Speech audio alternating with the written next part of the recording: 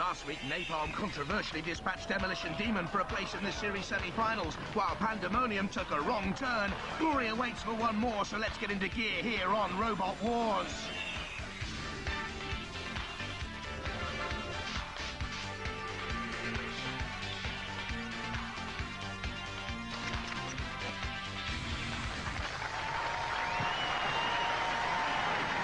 Ladies and gentlemen, please welcome our first line of defense, Craig Charles. Ever since the first chimp picked up a bone off the prehistoric floor and used it to bash open the skull of a wildebeest, men have been obsessed with their tools. Millions of years on, and our homes are full of labour-saving devices. Toasters, refrigerators, microwaves, and that thing you bought at the shopping channel with the free introductory spoon. But lately, my toast has been giving me the eye. I'm paranoid about being tumble-dried to death, and my food blender is now officially a lethal weapon. We live in dangerous times, and to prove it, 6 lifeless objects are now going to be brought dangerously to life to fight for a place in our series semi-finals. Let's open the tool cupboard. First, from St. Leonard's-on-Sea, Mace. An aluminium armour plating and steel roll cage protects Mace, driven by wheelchair motors. Watch out for the 2,000 RPM high-speed flail and the electric lifting ram, which can hoist an 18-stone man. From Lee City Technical College in Dartford, Leviathan. The Leviathan team produced Leebot in the first wars, eliminated in an early heat. This robot has a laser-guided directional finder modified from laser pens to shine through smoke, a snowplow weapon and a rear-end petrol-driven chainsaw. From Guildford, Wheelosaurus. From an ancient age comes Peter Gibson's magnificent creation. The wheels come from a Victorian pram. The chassis, what little there is, scavenged from a scaffolding pole, and its gyro-stabilizing device comes from a helicopter. It can spin and turn very quickly. From Huddersfield, Death Track. The red sight spells danger to opponents from the steel wedge detachable weapon in the front jaws. The go-kart wheels come from a local firm. The wheelchair motors come from a friend who collects them. The strange, bizarre world of Robot Wars. From Worthing, Tantrum. Another wheelchair motorized war machine. Its 25mm diameter sharpened steel flail rotates at 1,000 RPM. It has a spring-loaded rear ramming bumper. Roboteer Chris Weeks used to build pine beds. They always collapsed. From Ipswich, Chaos. The creators of Robot the Bruce in the first wars are back recycling their dead metal. Its front ram, originally part of a Phantom jet nose gear, this bot is seeded 6th for the series, Craig. When David slew Goliath, he was branded a hero. But David would have run crying home to his mummy if he ever had to face the mighty gauntlet. Designed to make any robot quiver down to its circuit boards. There are 3 paths to choose from, each as dangerous as the last. They have to make it down to that end zone, but gnashing their teeth and grinding their saws in anticipation, our house robots are Dead Metal, Sergeant Bash, and the evil Sir Kill-A-Lot. Roboteers, stand by. Mace with Shane Howard and Brian Fountain. 3, 2, 1, activate. House robots to the left, but straight against the barrels, replacing the brick walls beyond the lifting spikes. And now taking on the ramp. Good speed by Mace. It can get up to 5-6 miles an hour off the ramp. Steering problems though. In comes Sergeant Bash, a lick of flame. Trying to ram Bash, which is always a mistake. With that grinding disc at the back, but they're trying to power their way through this Dead Metal pincers. But as the circular saw comes down, Mace drags Dead Metal over the line. They're through. That's a good run through those barrels as if they didn't exist. And Mace first to complete the course. Well done. 3, 2, 1. Wheelosaurus, driven by 55-year-old Peter Gibson, its creator, taking on those barrels with the big steel spikes on the outside of those Victorian pram wheels, and now through to the ramp. Victorian tram wheels on Robot Wars? Well, I wanted to have something that could fall over. The best attack is to turn a robot over, and I thought if I could make one that could get itself up again, I'd stand half a chance. Down over the seesaw, full Wheelosaurus taking on Sergeant Bash with the circular saw. And again, but flipped on its side, Wheelosaurus. Can it pick itself up? Yes, it can. To go back at Sergeant Bash, then Pendle's in there as well. And that looks like the gas canister's been ripped off Sergeant Bash. Sergeant Bash is in real trouble here. It's been immobilised by Wheelosaurus. Who'd have thought the Victorian pram wheels could disable Sergeant Bash? It's a very unusual design, that, isn't it? It keeps, like, flipping back over. It's very difficult to sort of knock out. It's very difficult to control as well. Is it? You did very, very well, though. Give him a round of applause, ladies and gentlemen. Well done, Peter. And the St. Box ambulance men coming out to treat Sergeant Bash. He's in trouble. Wheelosaurus, 11.7 metres. Should be enough to see them through. What happened? I don't know. I came over the ramp and I got mugged by these two robots, and I was just acting in self-defence, and something happened to Sergeant Bash, but I hope he'll be all right. So you do not hope he'll be all right, you fibber. And there's trouble in the pits too for Leviathan. Guys, you just about to come on. What happened? The radio gear was wired up wrong and it caught alight. You caught fire just as you were about to go into the arena. Here having to replace all the receivers. Whose fault is this? The person who wired it up. Not saying any names. Not pointing any points. What are we trying to do? Get rid of the fail safe? Could we have blown that? Yes. Better be stopping it. Yes. 3, 2, 1. Activate. Death Track, the next robot to take on our gauntlet course, driven by 30-year-old Nicky Murphy. Veering towards the circular saws and the ram rig there, squeezing in from the left. Get up to 8 miles an hour, Death Track. Not using the detachable wedge made from steel, the weapon. The circular saws biting into that 12mm steel plate chassis. Have you got a strong enough body, though, to resist those circular blades? Yeah, it's made of 12mm steel, so I don't think it's going to be chopped. Still ongoing, Death Track. Starting to go backwards, rather bizarrely. I'm stuck in there, really, not making enough progress. Ram towards the circular saw blades. And that was the decision which has cost them. Backwards, backwards. Why? Not enough ground covered, 4.8 metres, they're in trouble. But so are the Leviathan team, they're still back in the pits. Anything? That doesn't sound too good. Do you know what's wrong with it now? It's horrible. They can't work out what's wrong with it, but it just will not respond at all when they use the control. I do not know, Robin, this moment. Have we got the crystals in the right transmitter? What's happening, Derek? They've got the same frequency as the next competitor, and if they're not ready, we have to let the next competitor go. So we have to take the radio away from them, and then they cannot repair their machine. So how long have they got? 3 minutes. I don't know what the hell he's doing. Tony, have you got the receiver? Have you got the other receiver? Can you come and have it then? Roboteers, stand by. Well, have they got it ready? Fingers crossed for Robin Williams, the driver, and the Leviathan team. 3, 2, 1. Activate. Will it activate, though? Yes. Taking on the barrels. Looking smooth so far. No steering problems, it would seem, using that petrol-driven chainsaw to smite the barrels out of the way. Sir Killalot closes in. Now what's going on? Sir Killalot has picked it up, wrenching one of the wheels away. Oh, look at the faces. Sir Killalot in for the death blow on its side, going nowhere. What a nightmare. Have they done enough? Anxious moments. Sir Killalot simply lifted it up like a leaf, and they're slammed. I think they've done enough, though. Yes! 5.1 metres ahead of Death Track. All went belly up, didn't it? Yeah, he got caught on the side. That's right, well, it's just too powerful. Roboteers, stand by. Tantrum, the creation of the brothers Rupert and Chris Weeks. It's fine when you watch somebody else, and then when you've got to do it, the nerves and everything, and you just think, I want to go home. Oh, don't go home. Go You'll down be the pub. fine. Or the pub, yeah. Or the pub, yeah. Oh, I'll come to the pub with you. Get in that arena.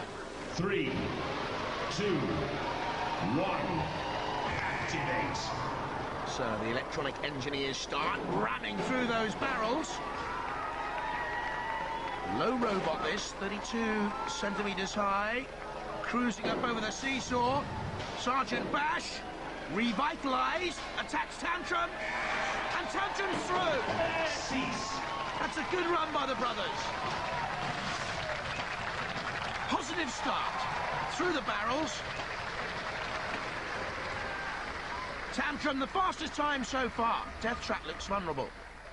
That was really good. That was excellent. We're really impressed with that. We're pleased. Very pleased. Impressed with yourselves? We're relieved more than anything else. Yeah, Have we got relieved. We've done anything it now. else? That's an equal one. We've done that bit anyway. Oh, coffee? Hey, Another coffee break. So confident. Roboteers, stand by.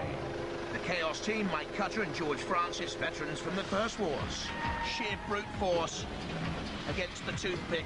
It could all be over very, very quickly. He's on the grill. I don't think he's going to get out of there. The main difference is we've gone for 2 wheels instead of 4. We're using the same 2 motors. We've also got a weapon this year rather than just a square cube and pushing people out of the way. Hopefully we can either lift them or spear them with a ram. 3, 2, 1. Activate. Using titanium techno on that blade in the front. Chaos takes on the barrels. Spinning rather crazily. It's a nippy robot. Over the seesaw into Sergeant Bash, blocking the way. Has he got the power to get beyond Bash? No. Retreats as the torch flicks out. Takes him on again. Bashes. Barges. And I think they've done enough. Chaos team! Towards the platform, please! George Francis and Mike Cutter. That's a nippy thing, isn't it? It goes well, yeah. Bit of control fine at the trouble at the beginning. I think I was a bit too over-enthusiastic on controls. You gave Sergeant Bash a good beating there, didn't you? Well, we like to have a go at these robots, doing what we get in the way likely. I think it's one of our quickest times as well. Ladies and gentlemen, give them a round of applause. Well, not quite the quickest time, Craig, but they are through. Second quickest. Death Track are out, but look how tight that was. Guys, just one bit of news for you that might be frustrating. Do you realise that you were only out by 30 centimetres? Is that it? Well, and that's because we went backwards. That's all it was. So best of luck next time. Thank you very much. Well, one robot's off, another's going to be pulled off in the trials. Now, although it pains me to say this, sometimes there's no substitute for brute strength and ignorance. A lesson I think we all learn at the end of a school bully's fist. And hey, it doesn't get any more brutal than this. 2 robots chained together in a tug of war. Each of our surviving robots is going to take the strain with dead metal. Whoever puts up the worst performance is going to be pulled into the pit of oblivion. So, hey, let the trials begin. Roboteers, stand by. So how much traction does Tantrum have? It's got a lot. It's got a heck of a lot. Up until about 5 weeks ago, it was an old wheelchair. So it's used to carting old deers around in and things like that. 3, 2, 1. Activate. Dead metal ate an old deer. And immediately pulling. No grip on the wheels. Can it survive? Tantalizing, teetering, tottering, toppling, toppling. Tantrum! Total!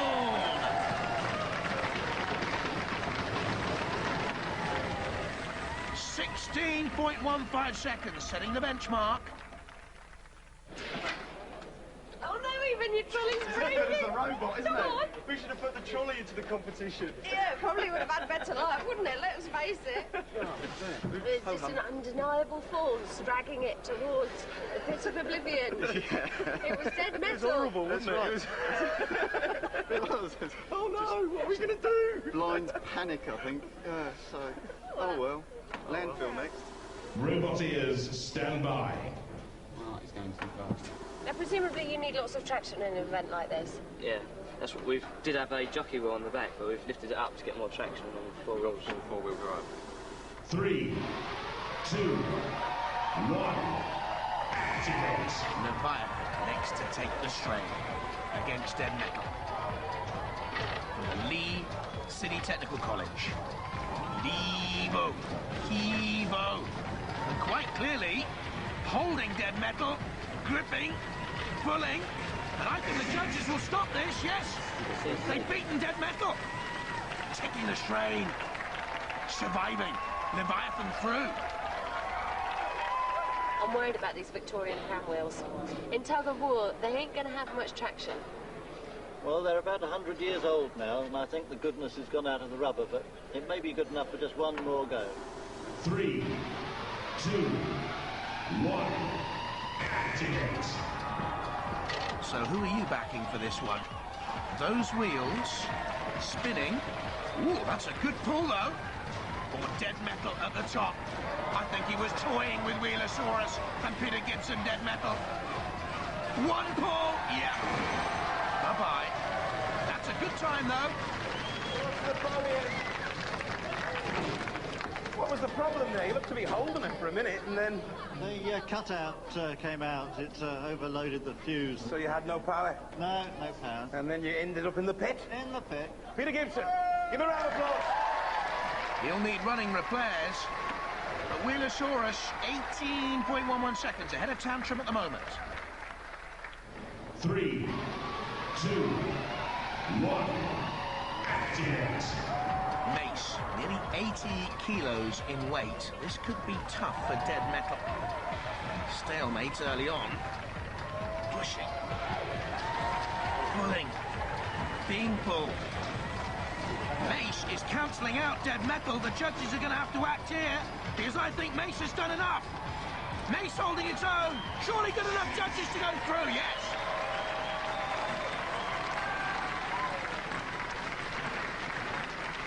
Mace surviving along with Leviathan. Tantrum is in danger. Chaos to come. What we want to see is Dead Metal in the pit of oblivion, really, don't we? I've not meant to say that. Can you do it? I hope so. We'll give it a good go. 3, 2, 1, activate. Well, one of Mike Cutter's ambitions is to watch drag racing in the States. Dragging Dead Metal towards that pit. This is a battle of pride here, because Chaos is doing enough surely to go through anyway, but it wants Dead Metal in that pit. It wants Dead Metal submerged in the smoke. Can he pull Dead Metal in? Humiliation for the House Robot. That's what they wanted. Made their day. Chaos victorious. Tantrum, though, eliminated. Oh,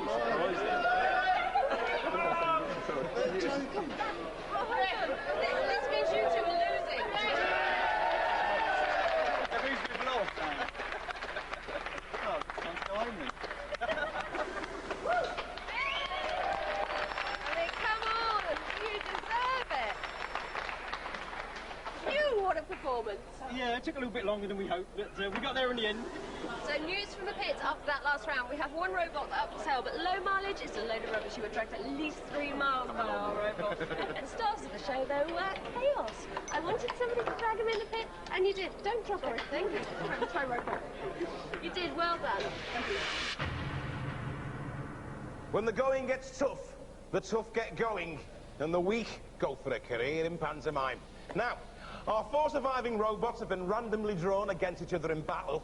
The winners will then fight for a place in our series semi-finals. Now, to win, all you've got to do is kick the other robot's teeth in, or at least immobilise him. Now, if there's no clear-cut winner, a decision will be made by our panel of judges. They'll be looking at style, control, damage, and aggression.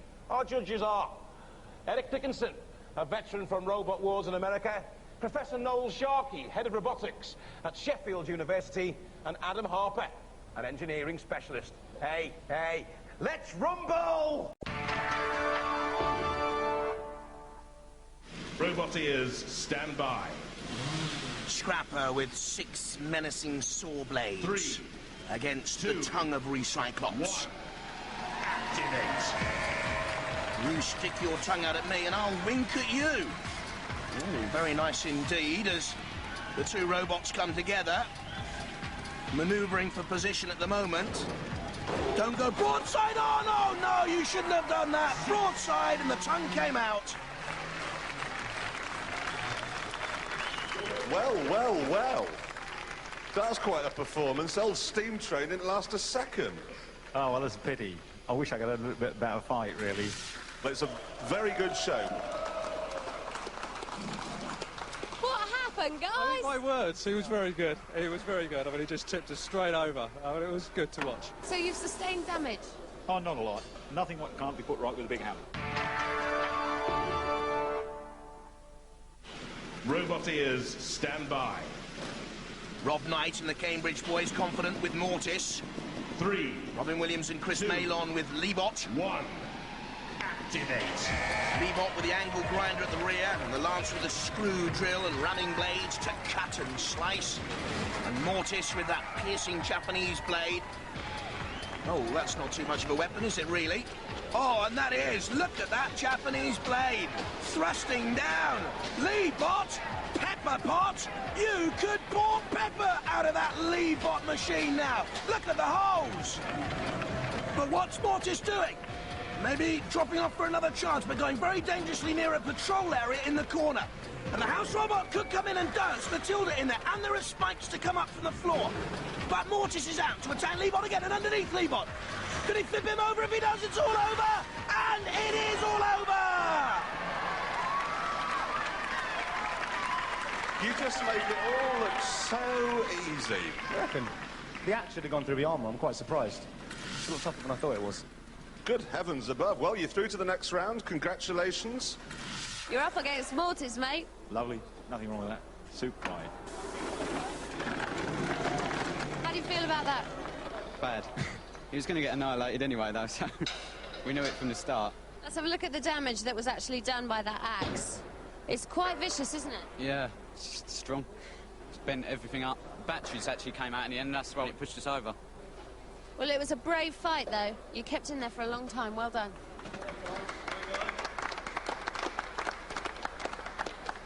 You may be thinking you already know which one's going to win, but here on Robot Wars, the lesson we've learned is that nothing is certain. Guys, what has happened to Mortis? We've broken the main shaft that drives our axe, so we no longer have our main weapon. We're going to actually try and modify the vehicle so we can use it as a battering ram instead. We don't know how successful it's going to be. It's just a case of suck it and see, basically. Bye. Good luck. So the quiet confidence seems to have disappeared from the Cambridge team. This should be a humdinger of a final. From Cambridge, we've got Mortis out there, nearly indestructible, even though in the last round it broke its axe. And from a place called Mitfield, Recyclops. If that gets underneath us, we're dead, because it will stick us in the air. But impact-wise, I reckon we're okay. Because the armour is bulletproof. I think I can out-push Mortis. I've got to get the tongue in the right place. I had to make mine rather theatrical, so it looked nice, and it's not really in the right place. Oh dear, the thought of Rex Garrard getting his tongue in the right place leaves me rather nauseous. 3, 2, 1. Activate. But tongue and fluttering eyelashes and all. He prepares to do battle with Mortis. Went for a charge there. You see Mortis got broadside on. The tongue can go underneath Mortis and flip him. Mortis dodges away, and the judges will be impressed by that style. Damage, aggression, control and style will come into count if the robots fail to immobilise each other. They don't want to go into that patrol area. Matilda awaits. She can't come out of that patrol area very far. She'll have to go back in any second now, but she's chasing down on Recyclops. There you see her going back into the patrol area, and Mortis is impaled on a spike. And that's poor driving, that is poor steering, and that'll count against the boys from Cambridge. Chris Salisbury driving, and it's taking damage there from Matilda. Points against Mortis. In comes Recyclops with a good attack. I think the axe blade is bent there as well. More damage then, and more points against them. But Mortis free now to see if it can retaliate. Gets in underneath Recyclops. Good defensive work by Recyclops, holding on there. Rex Garrard managing to spin away. Good work by him. Again, Recyclops aggressively goes at Mortis. Out comes the tongue. Good aggression once again.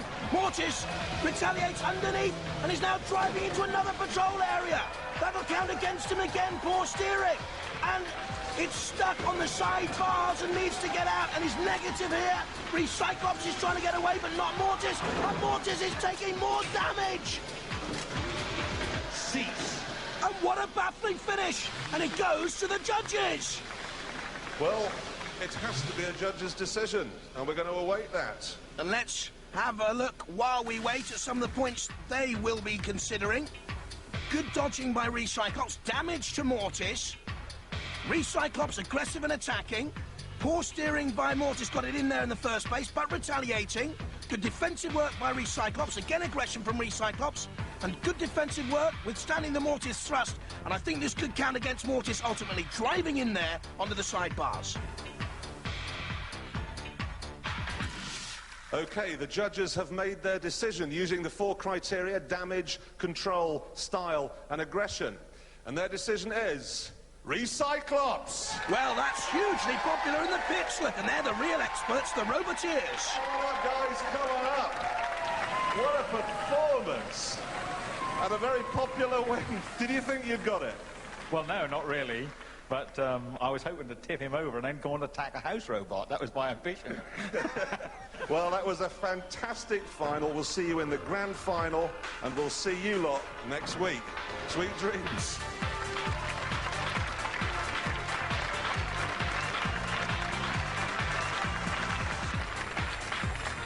Cambridge wish to protest.